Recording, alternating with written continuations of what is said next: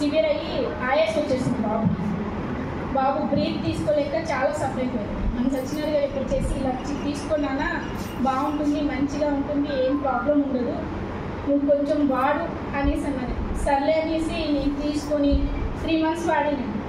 రీసెంట్గా బాబుకి మళ్ళీ సికిల్ సెల్స్ టెస్ట్ చేయించాం, బ్లడ్ టెస్ట్ ఒక 1 month అవుతుంది. సిక్లింగ్ అనేది వచ్చిందండి.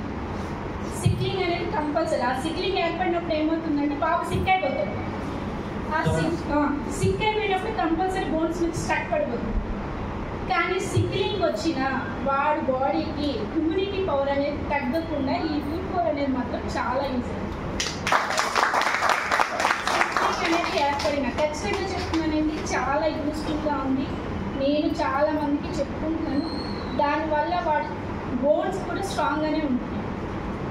వాడు ఇంత యాక్టివ్గా ఎప్పుడైతే వాడి ఇమ్యూనిటీ అనేది తగ్గకుండా అంత ఖచ్చితంగా ఏం చెప్తున్నారండి, చాలా ఖచ్చితంగా నిలబడ్డాను. నాకు చాలా